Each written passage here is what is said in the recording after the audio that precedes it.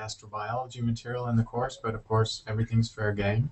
Our apologies for the fact that, well, it's Udemy's fault actually, but to lay the blame where it belongs. Their tool just completely failed us last week, so we had to give up on it. And we may try again. And I think in general, we'll, since people are still adding the course, although this is the last formal week of the sort of staged approach where there's a new week of content posted every week, over 100 people have joined the class in the last week. So we may indeed continue live sessions through the summer. Maybe not every week, maybe every other week, or as demand dictates. So for now, I'm happy to answer anything you want to throw at me on astrobiology or anything in the universe, pretty much. Okay, so the first question is from Alice Amanda, and her question is, did time exist before the Big Bang, as some scientists believe? It's a great question. The Big Bang is really the physical theory that describes the unwinding, if you like, of space and time from a singularity, an initial event. And so the theory does not actually talk about the precursor state. So all of that stuff about multiverse and other universes and what happened before the Big Bang is pure speculation. It should be, as a scientist, I'm always trying to be very clear how it's speculation, almost science fiction level, because there are no observational tests of what happened before the Big Bang. And of course, even the word before implies that there was a sense of time before the Big Bang. So the simplest answer to the question is there is no framework for talking about time outside of the Big Bang model. The Big Bang model describes how physical conditions in the universe we can observe changed or evolved for 13.8 billion years. And so time is a measurable quantity in our universe, and we can project times back to the very first fractions of a second. Those are extrapolations, though. Some people actually wonder at what point time loses meaning as you move toward the Big Bang. And in fact, at the singularity, or at what we call the Planck era, when the universe itself was the size of the smallest subatomic particle, probably time has no real meaning there because there are no events to consider. And we talk about events occurring in time and space. And at the singularity, there was no space, and there probably was no time as well. All right, for the next question, could you please talk about the simulated 3D universe images, the videos that were in some of the lectures, and just explain a little bit about the metric Z redshift as a measure of the evolution, and let's see, their brain wants to interpret each 3D image as if it represents the state of the universe at a single point in absolute time. Anyway, if you could just talk about the simulations. So the simulations are, cosmological simulations are a really important part of the subject of cosmology now. And they were not really possible. Even 20 years ago, the computers were slow and primitive enough that you couldn't simulate the evolution of a large chunk of the universe with any veracity. So you should listen to the podcast with Brent Robertson, one of my junior faculty colleagues, a brilliant young researcher who was a Hubble Fellow and was out of the University of Chicago and Caltech. And he is a state-of-the-art astrophysical simulator, mostly on cosmology. So that will give you the sort of hands-on view of simulations, because that's not what I do. I'm an observer. I use telescopes. So for astrophysical simulations of the universe, you're leveraging, of course, the enormous capability of Moore's law and current computers. And you just put the ingredients of cosmic expansion and the ingredients of the universe, radiation and matter, of course, 6 parts dark matter to every part normal matter, where you don't actually have to know fundamentally what dark matter is, you just have to know how it behaves physically. And we know that it has gravity but does not interact with radiation. And that's really all you need to know. So even our ignorance of dark matter does not mean we can't do a realistic simulation.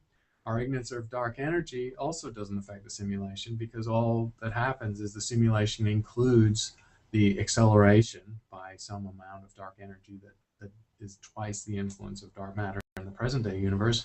That's just included as part of the expansion model of the simulation.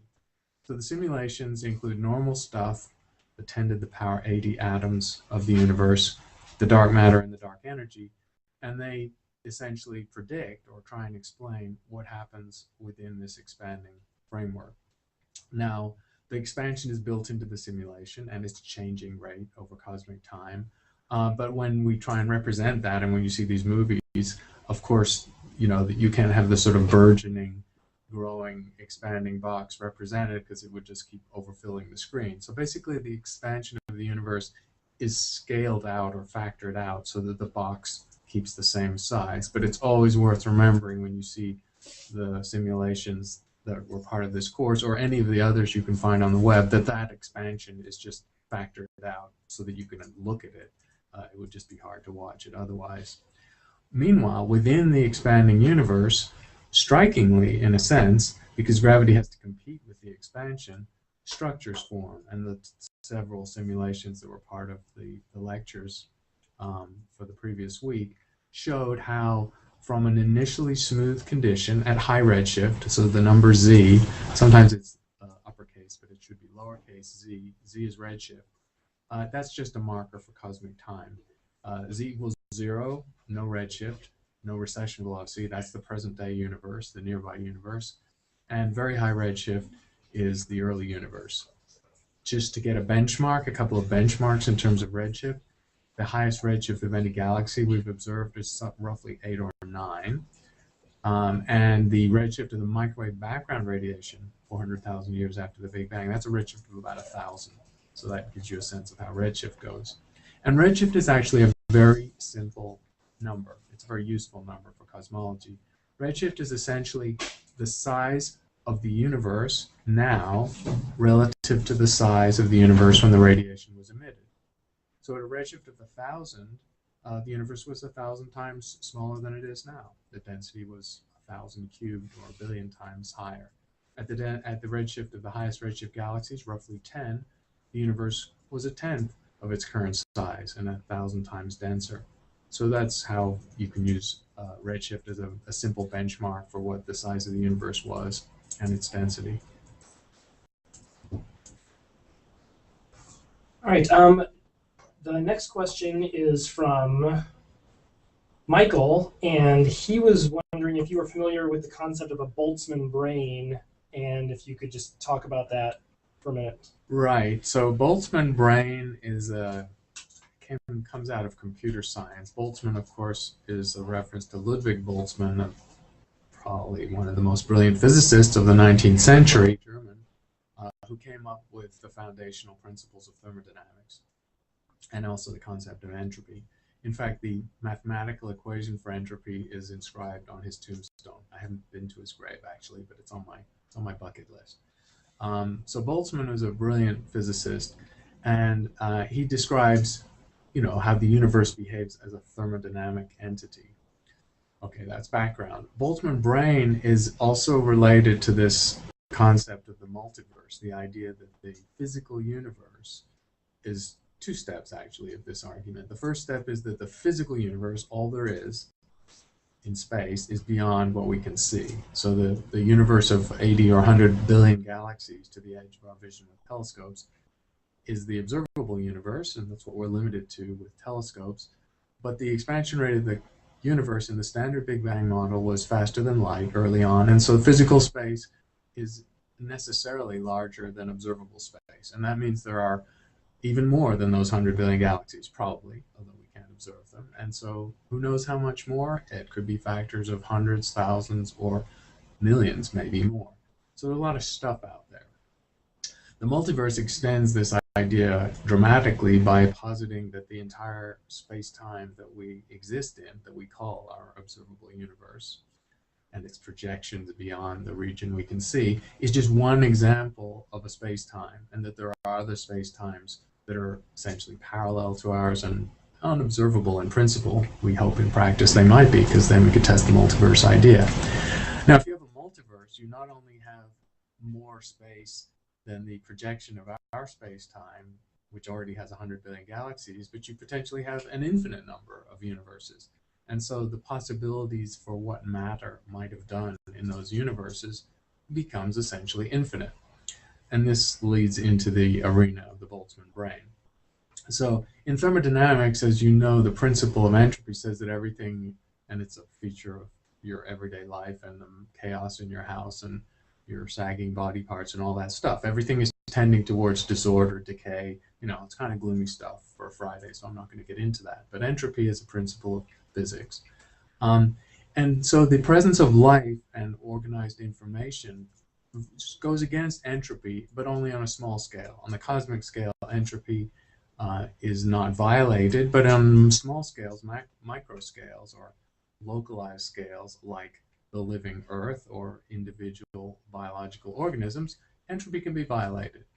And a more general version of the Boltzmann brain argument, which goes beyond terrestrial biology, says that spontaneous fluctuations of matter in the universe could, with some probability, even though it's incredibly low, lead to a thinking machine, to organization of matter into forms where information could be processed, and it starts to approach something resembling a brain.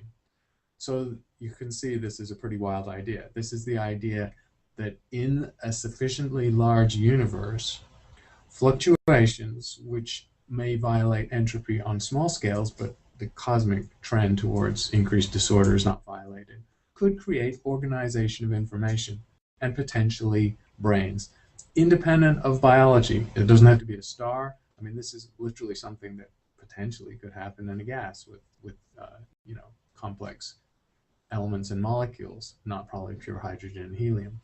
So a Boltzmann brain is a sort of theoretical concept for an information processing entity. I'll just use that word because we don't know what it is, and it's not a living life form like we are, could spontaneously arise.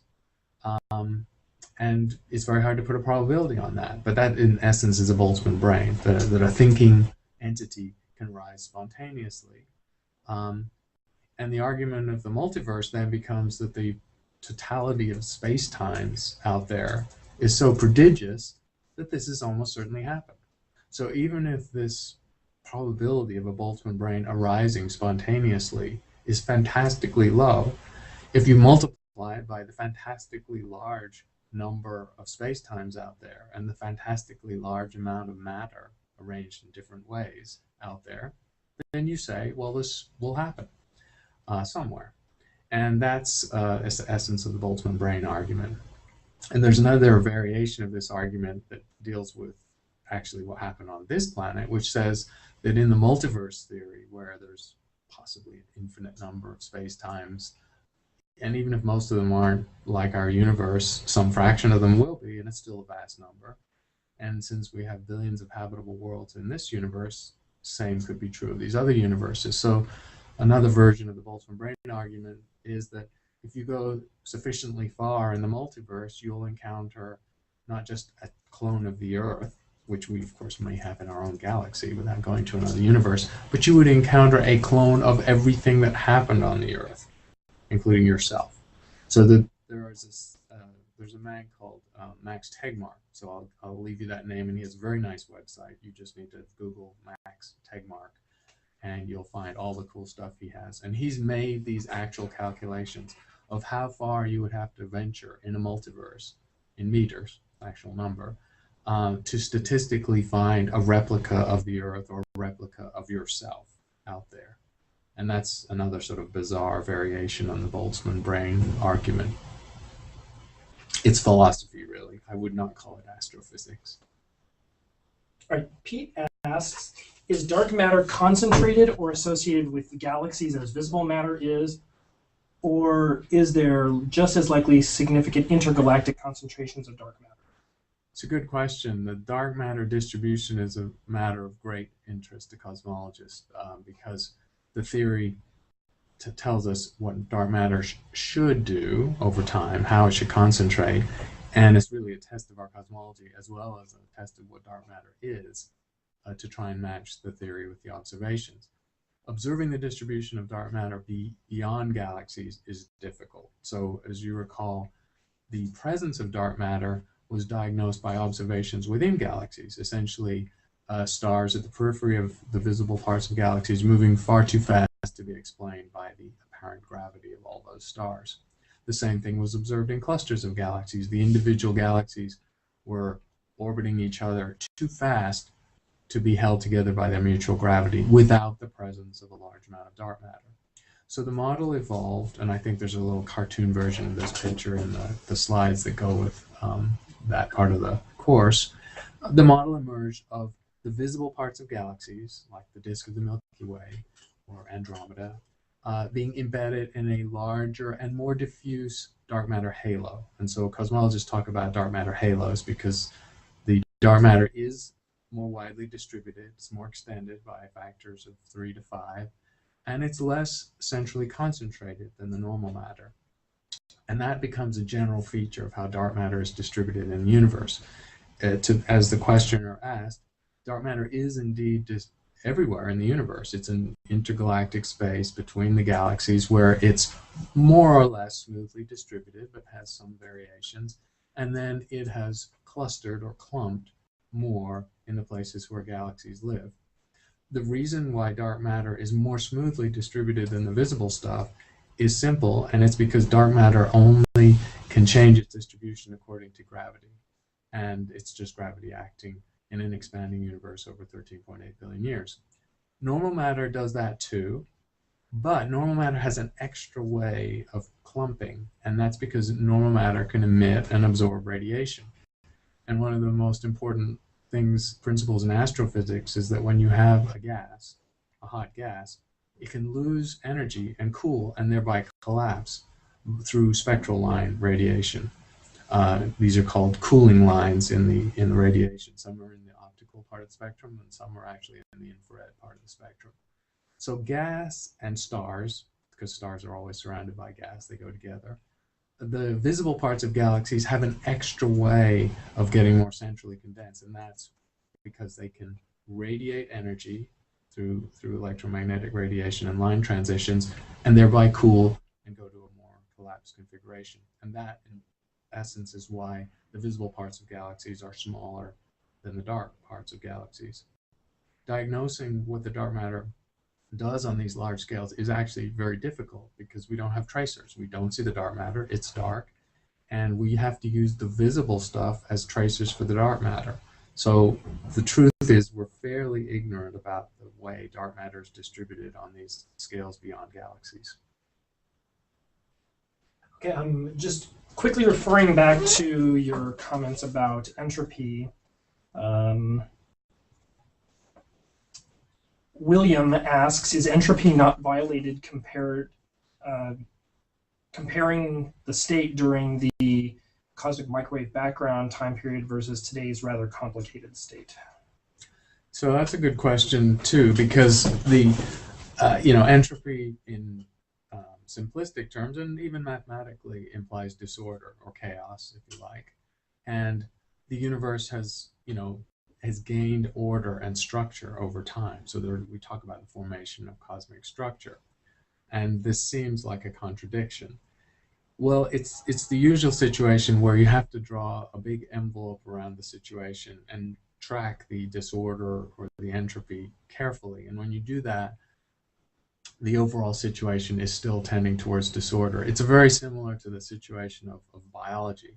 So people think of, and since astrobiology is the most recent topic, it's good to use that as an example. People look at life, at the existence of life, and say, well, surely that's the biggest violation of entropy of all, because each of us, human beings, embody an encyclopedia's worth of information coded in DNA and in highly structured forms in the cells in our body.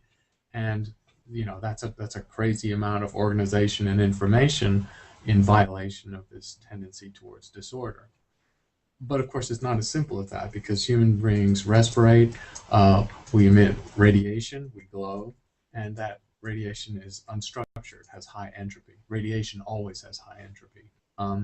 And so if you draw a boundary around even a human being, but especially around the whole Earth, the biosphere, then entropy is conserved because there's a large amount of radiation, unstructured information that's released as living things evolve. And of course, the end state of every living thing is to die, so we sort of know that entropy wins in the end with biology. What about the universe? So there has been some level of organization of the universe imposed by gravity acting over these large distances, and that would seem to add some entropy. But actually, the overall entropy of the universe is still fairly high. And if you measure the total entropy of the universe, it is still increasing. Part of the reason, and strangely, is because black holes are forming.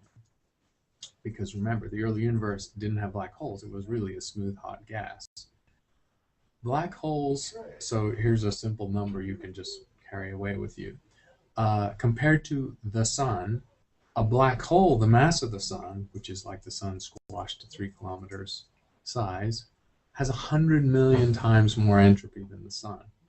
So pound for pound, or kilo for kilo, collapsed objects, black holes, have many orders of magnitude more entropy than simple stars or just collections of gas or particles. So when you make black holes in the universe, the entropy is increasing vastly. And you can see that each time you make a black hole, that's a leverage of a factor of 100 million compared to the same amount of stuff that didn't form a black hole. And we now know that every galaxy has a black hole. So there's a huge black hole, 4 million solar masses, in the center of our galaxy, which embodies an enormous amount of entropy.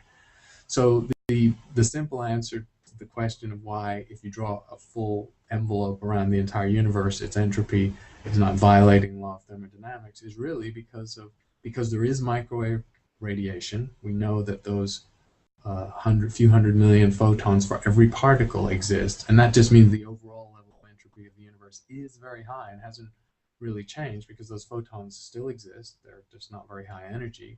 So there's much more radiation than matter, which means overall entropy is high. And then within the expanding universe forming structures, the entropy is increasing because black holes are forming and growing, and they encapsulate this large amount of entropy. And I guess the final thing I would say is, in anticipation maybe of a question of why do black holes have 100 million times more entropy than the stars that might form them, that's really gets to the heart of how physicists define entropy. So in the colloquial sense, entropy is disorder, chaos, and so on. But the physicist's definition of entropy, and in fact the equation that's on the tombstone of Boltzmann, involves the number of equivalent states. If you have a large number of essentially equivalent physical states, that's a high degree of entropy. If you have a low number of equivalent, that is to say indistinguishable physical states, that's a low amount of entropy. That, in a nutshell, is why radiation has high entropy, because photons are indistinguishable from each other, whereas particles are distinguished from each other. They have quantum properties. So when a star collapses to a black hole, one way of thinking about it is we lose all the information about how that black hole was created, because the black hole is mute to how it was made. The black hole could have been made by, throwing encyclopedias into it, which is loss of information, of course, or been compressed from garbage by some interstellar civilization that just wanted to get rid of it. It could have been made any number of ways, and you will never know from looking at the event horizon what went into the black hole to make it. And so that means, logically, that a black hole is a situation where you have a huge number of equivalent states, which are all the possible ways the black hole could have been made, none of which you can distinguish.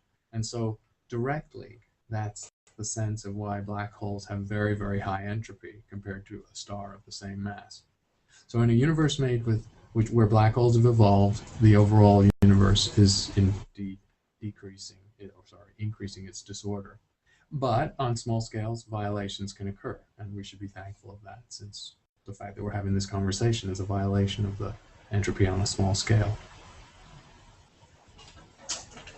So Phil is asking about some of the evidence for expansion after the Big Bang. His question is, looking back on this accelerating expansion of the universe in hindsight, doesn't it really make more sense that immediately after the Big Bang, with all the matter being in close proximity, gravity would cause a slower expansion of the universe, and today, with all dark matter spread out over billions of light years, the universe expands at a faster rate? perhaps dark energy is just the result of a lack of dark matter being in close proximity. Right. Okay. Well, that's a very good question because it gets to a very basic part of cosmology, which is what is the history of the expansion of the universe? That's a primary research agenda of astronomers, to know that. And as the question implies, it comes down to the interplay between dark energy and dark matter. So to simplify, let's just imagine dark energy didn't exist and the universe were not observed to be accelerating. What would we expect, and what did people actually think they saw until the mid-1990s when the measurements got better? In a universe with only dark matter, as Phil implies, what you would see is fairly simple. You would expect to see that from its small initial highly dense state where gravity is very strong, that the gravity of everything acting on everything else should slow down whatever the impulse, the initial expansion was. So in a universe with only dark matter, or a mixture of dark matter and normal matter, the gravity is the same for both, you'd expect to see a continuous decelerating expansion. And that was classical cosmology before the 1990s. And in fact, the agenda that led to the discovery of dark energy was astronomers looking back in time, trying to see evidence for this deceleration. They were saying, well, and they were reversing the argument. So they were looking back in time to see, as they expected, that the universe was expanding faster in the past than it is now because it's been decelerating. And there was a quantity in cosmology called the deceleration parameter, which you may see in some books or articles, which is written as the small q with a subscript of 0. And it was one of the prime cosmological parameters of the 60s, 70s, and the 80s. So we were anticipating continuous deceleration, and we were trying to measure it.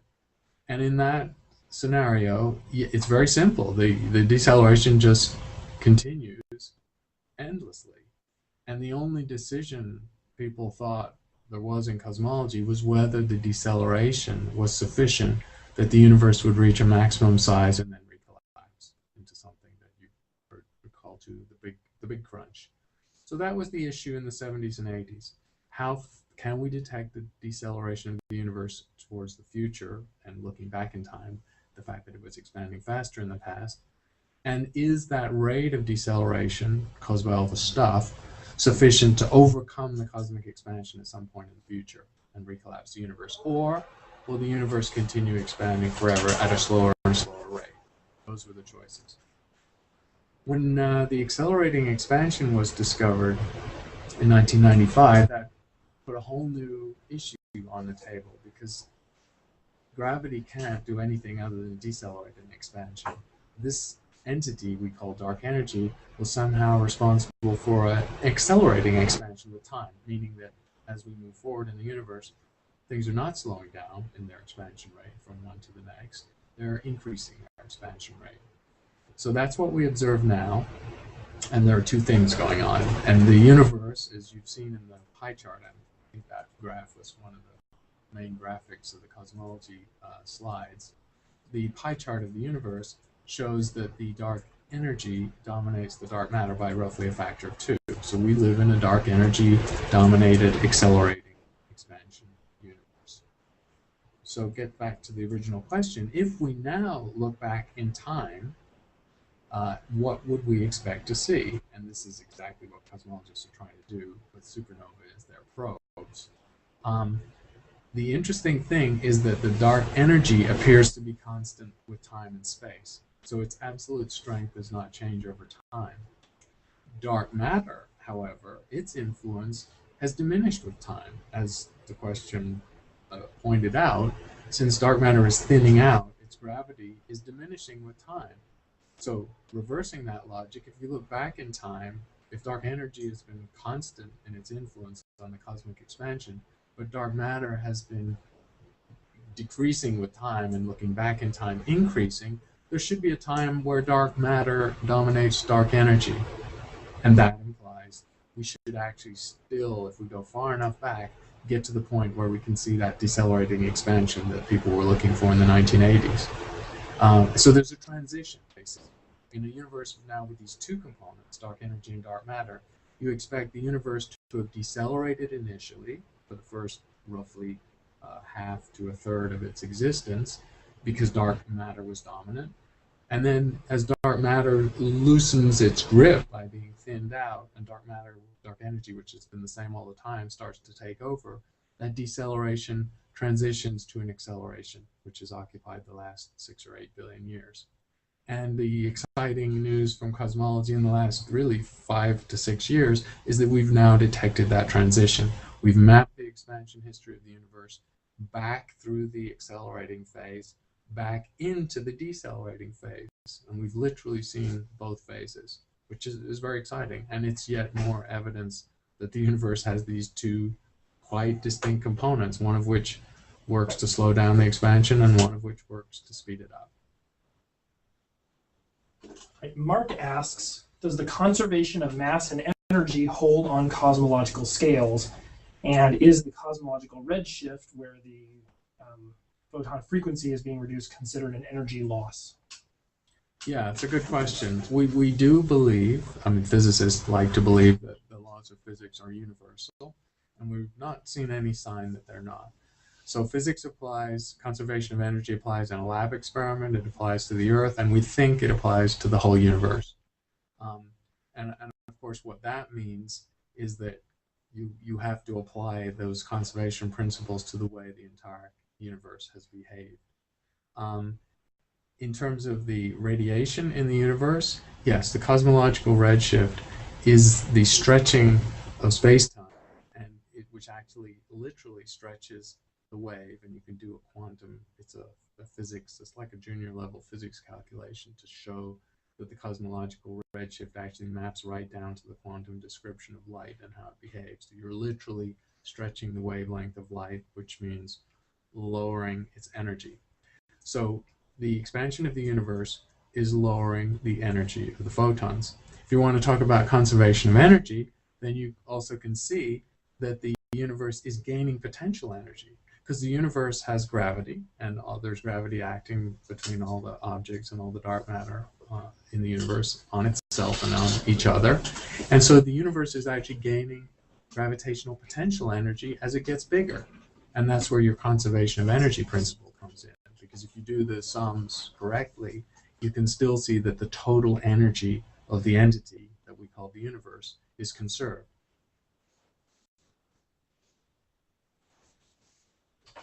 Okay. Julian asks, regarding the smoothness problem in the Big Bang, thermal equilibrium is one way to smooth things out. But why shouldn't the initial conditions be that everything starts off the same temperature, so smoothing wouldn't be needed? So it's a good question. Let me rewind and explain what's behind the question.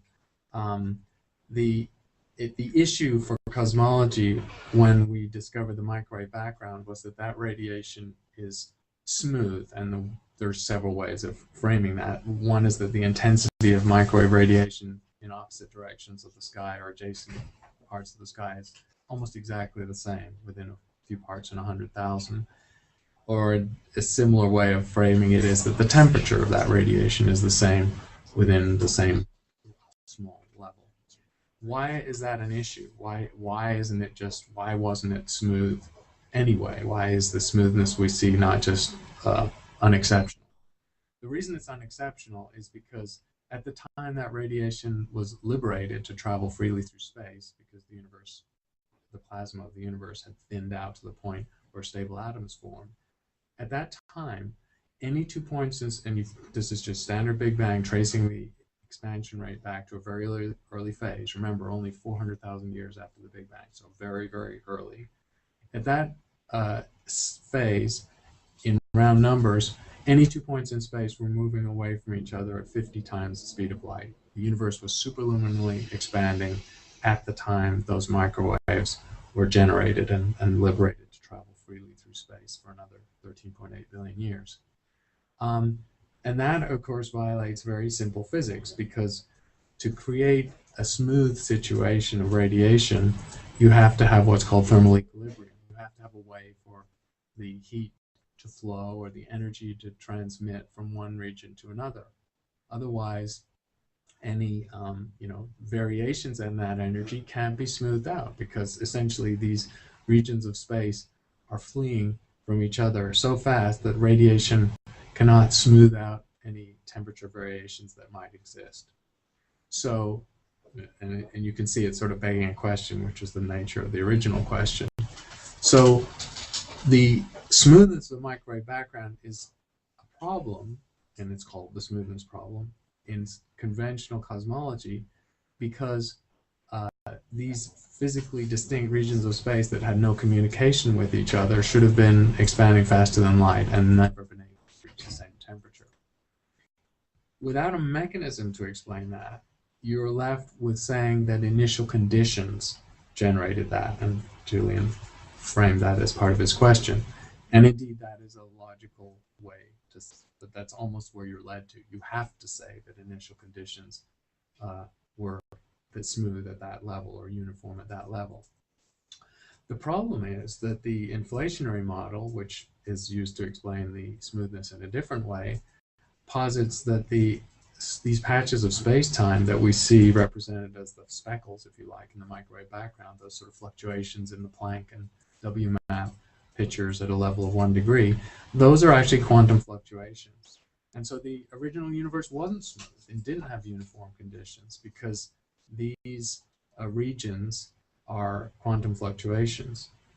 If inflation did occur, then the overall smoothness of the microwave background is explained, because the patch of the universe that we currently are able to observe with our telescopes is a small patch, is a patch of an originally much smaller region of space where uniformity would be preserved. So you only have sort of two logical choices. You either have to posit that the initial conditions were completely smooth and uniform, and yet that's a sort of quantum situation, so that's a really difficult thing to do. Or you have to have a mechanism which, after the Big Bang, some time after the Big Bang, the smoothness is created by very rapid initial expansion, and that's what the inflation idea does. So Errol asks about gravitational lensing, and how does the normal diffraction of light affect observations through a gravity lens, if at all?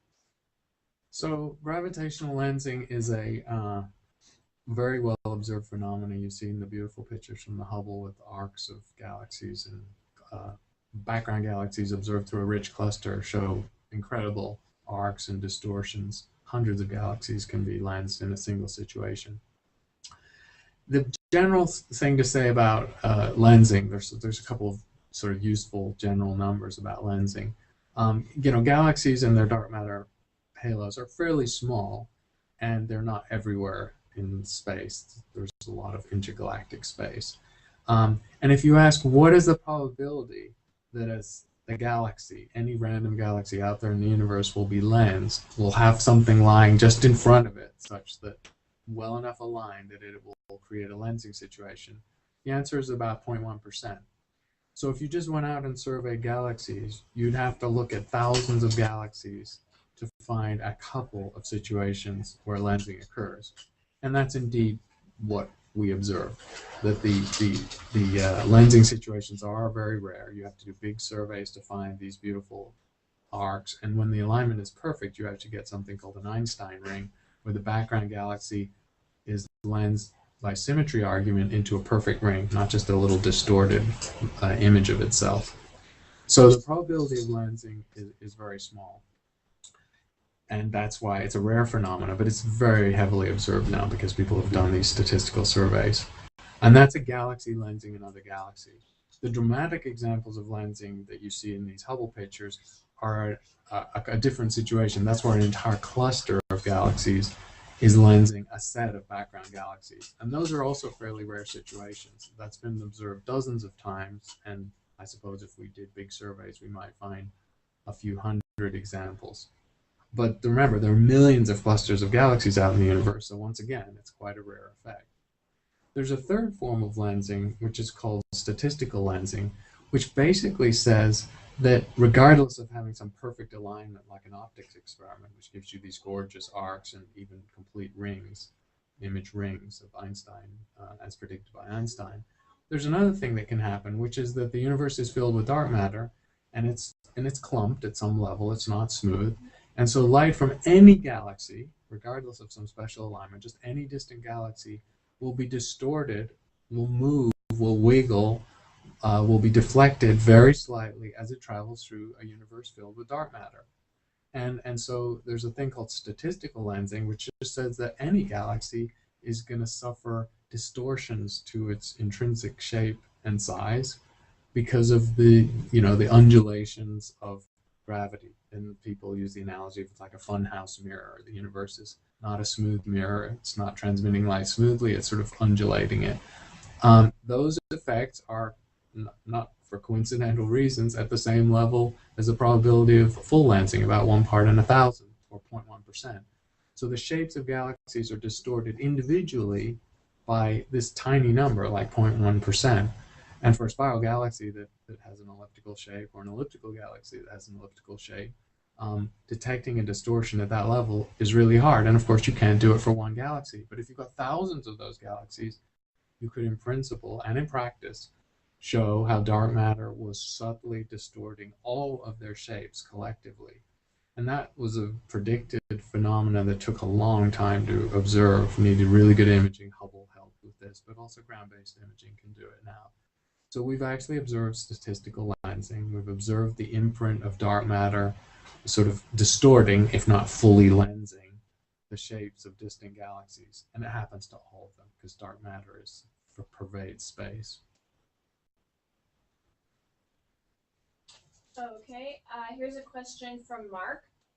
What observational technologies beyond the JWST are being considered for exobiology research? Yeah, that's a good question. It's a slightly depressing question from my colleagues, and I think in my interview with Daniela Pai, we got into this a little bit, was asking about what NASA has on the horizon. Astrobiology, I mean, I'll be blunt, or my colleagues understand, astronomers understand, we're not, creating huge amounts of GNP, we're not producing widgets or things that can be sold to a billion hungry Chinese consumers. So astronomy is not an essential ingredient in the federal funding landscape. So, astronomers should mostly be happy that it's funded at the level that it is. But in some ways, some of the most exciting projects in the field overall are actually not doing very well, and they're getting neglected. And they're also the most exciting projects with the general public, where I think broad support would be there.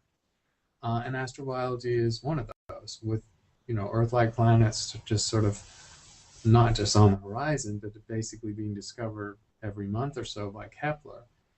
We really want to get to that next step, which is characterizing them and detecting biomarkers and showing that life exists on another planet. It is within our reach technically. So as to the question, what's on the horizon, the answer is unfortunately not much, where horizon means 5 to 7 years. JWST was, as I think I mentioned in the lecture on this, was not conceived, was designed before exoplanets were discovered, and so it wasn't built to do that kind of work. It, of course, is going to be used for that kind of work as well as it can be, but it's not the tool for the job. NASA has all along had concepts for doing that job well. The primary one was called Terrestrial Planet Finder, TPF. TPF is a concept to characterize the hundreds of exo-Earths that it was thought would be known by now. So this was NASA sort of thinking ahead and understanding that the exoplanet game was blowing up and we'd need to follow these up. And that mission was conceived. It was originally a combined mission that was going to do both interferometry and spectroscopy. And then it sort of got split. Those two pieces of the mission got split off at about the same time that NASA started to hit the budget wall 7 or 8, maybe 9 years ago. And TPF, which I think in its first incarnation was presumed to have been launched a couple of years ago, is now actually doesn't even have a funding wedge, which is to say it doesn't have a launch date. It's in what's called a Phase A technical study, which means it gets a few $1 million a year.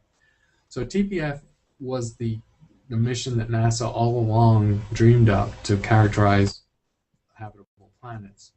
And it's been unfunded for a decade. People have continued technical work, and they've just shown even more than they had before that it's feasible. There are no showstoppers in doing this work. It's very hard, but it's doable. So the current situation is that TPF has morphed, and there are a couple of other mission concepts on the table. I think the only plausible way of funding them is if the Europeans come in as significant partners, and I would mean more than a 10% level that they were for Hubble and other telescopes, maybe at a 20-25% level. Then it has a chance. So, and the time frame now on these is about, well, the technology development has gone along, so it's not like all the time has been lost. But we're talking 10 years before the world sees a space mission that can characterize exo-Earths. Meanwhile, of course, the ground-based astronomers have not given up on doing it themselves, and because adaptive optics has matured so well in the last decade, 10 years ago, TPF would have been the only game in town, the only conceivable way to do this work. But now that's not true. And the advantage of ground-based attempts to characterize exo-Earths is, of course, that the light-gathering power is vast. You can always get a much bigger telescope operating on the ground than you can afford to launch into space. And if adaptive optics can get you down towards the diffraction limit of your big 8 or 10 or 20-meter telescope, then you really can do some of this work from the ground. I think the biggest problem with characterizing exoplanets from the ground is kind of obvious and fundamental one, which is that one of the key biomarkers, of course, is going to be water. And we're just sitting under a blanket of water vapor as we look out into space. And so you have a horrible contaminating signal spectroscopically, which is that every chemical ingredient in the Earth's atmosphere is imprinted as the radiation passes through the atmosphere to be collected by the telescope. And we'll somehow have to separate what gets imprinted by our atmosphere from what got imprinted in the atmosphere of the exoplanet you're studying. And that's a pretty, as you can imagine, that's a pretty horrible problem. Space astronomy solves that completely because you're above the Earth's atmosphere.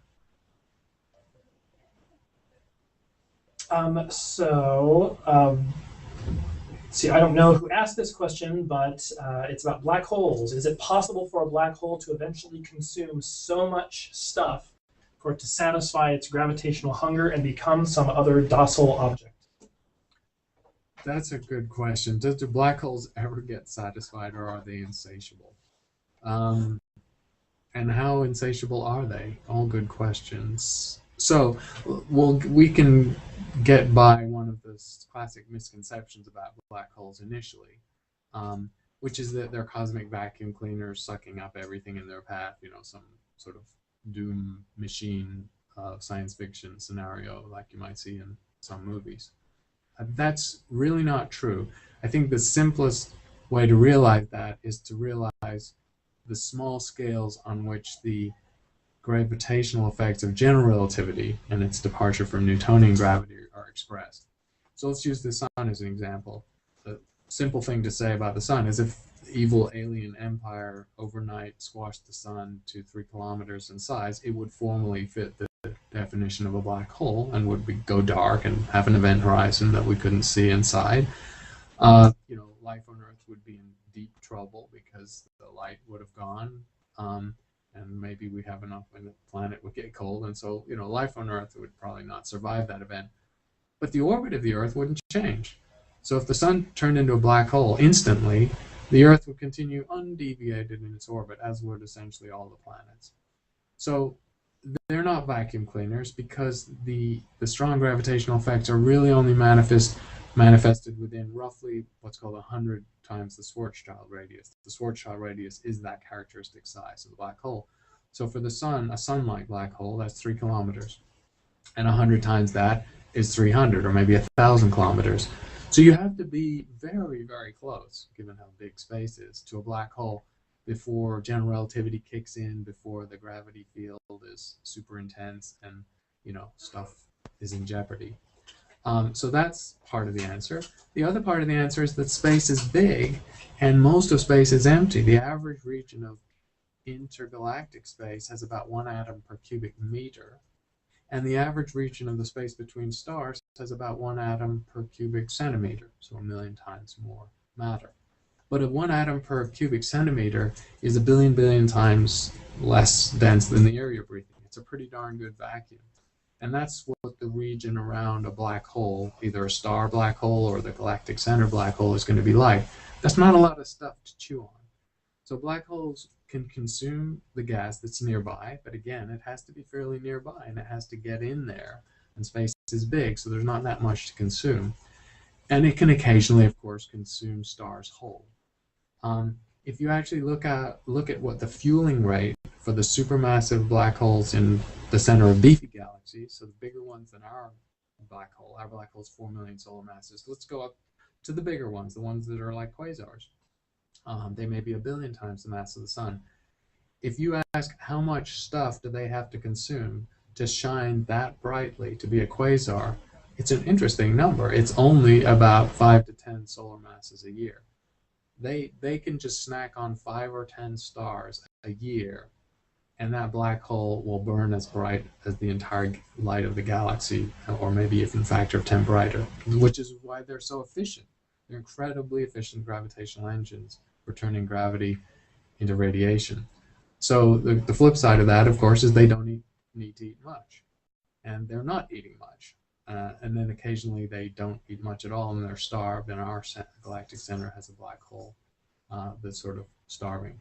So the general scenario of black holes in the universe is that space is incredibly empty.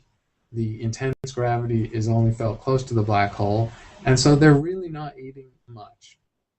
Okay, to finish though, the voraciousness. Well, the voraciousness is true. They are unrelenting. They don't give up. Their gravity, of course, will never decline. So black holes are growing as they consume. Whatever they consume just gets added to their mass, and their size, of course, increases slightly, proportional to the mass, actually. So a black hole getting 10 times bigger is 10 times more massive, is also 10 times bigger in its event horizon size. So those black holes will grow, and they will be voracious, and they'll keep wanting to grow forever in cosmic time. But because there's just not much to eat, this is a pretty slow process, and it's not going to mess around with most of the universe except their immediate region. And the final point I would make, because you've, I know, heard about Hawking radiation, the fact that black holes also evaporate. There's an unverified theory of Stephen Hawking from the late 1970s that black holes have a temperature, and as a thermodynamic object, they're emitting blackbody radiation, and therefore they are, logically, by conservation of mass energy, losing mass, and that's called black hole evaporation. So how do these two competing things go for a black hole, either like at the center of our galaxy or a normal star? How does black hole evaporation, this process proposed by Hawking, compete with the fact that they're growing by eating stuff? And the answer for all the black holes that we're familiar with is that evaporation loses by orders and orders and orders of magnitude. The growth by consuming material will continue to grow the size of the black holes. So for the foreseeable cosmic future, the black holes are going to grow. Eventually, by which I mean about trillions of years from now, when there's nothing left to eat, and that there will be a time when that's the case, then the black hole evaporation will be the only process operating. And so in the very long time frame of the future, for the largest black holes, I'm talking about 10 to the 80 years. Yes, I do mean 10 with 80 zeros after it. In that number of years, the biggest black holes will evaporate, and that's all she wrote. That's the end of the story. It's 11 o'clock. Do you want to keep going? Or? And that may be actually good that since that is the end of the universe, as far as I know, that's probably a good time to finish. And I think we've had enough interest and requests and enough people joining the class, even in the last week or so, that we will continue to do live sessions, and I appreciate all your questions. They're great questions, and they connect to each other, and they connect to the material of the course really well, and they make me think pretty hard. So I appreciate this, and I hope we'll stay in touch doing this. Can I get one more in, because it was kind of overlapping from two sessions ago? Okay, looks like we're picking up one session that was hanging from 2 sessions ago. Yeah. Yeah. Okay, we had a question from Alice Amanda a couple weeks ago about the most distant quasar. How far away is the most distant quasar that we know of currently? So I'm happy to say that one of my colleagues, Joey Fan, who was subject to one of the podcasts, is the, one of the gurus of high redshift quasars. He started doing it with his graduate work for the Sloan Digital Sky Survey, and now he's like one of the world's experts, and he's still a pretty young guy. So that's cool, and we talked about that. So you can listen to the podcast. But basically, the redshift, the most distant objects known are actually galaxies. These are the ones at redshift 7 or 8 with kind of sketchy evidence for redshift 10. Quasars are in a similar regime. The highest redshift quasars are about 7, redshift 7. So the universe was actually 8 times smaller than it is now. And if you do the calculation of cosmic time, that represents a time within the first half billion years of the Big Bang. So it's about 13.2 or 13.3 billion years ago. So that's the highest redshift that we found quasars. Now, and I'll say, because it's a good question, not just because they exist and it's cool to find supermassive black holes that far away and that far back in time, but it makes an interesting issue for astrophysics, because then it connects to the last question, so this works nicely, because black holes grow. And it actually, and it connects beautifully to the last question, because as I've said, black holes actually grow quite slowly. It takes a long time to grow a big black hole. And so finding a quasar, which represents a billion or more solar mass black hole, so far back in time poses a real puzzle for theorists, because you're running out of available time to grow a big black hole. And so in Joey Fan's work and in the people who worry about this kind of thing, this is one of the biggest challenges to some parts of cosmology. How in the evolution of structure of the universe can you possibly build a billion solar mass black hole in less than half a billion years? That's the conundrum you're faced with by the existence of quasars at that high redshift. And I would say that the answer to that is not known.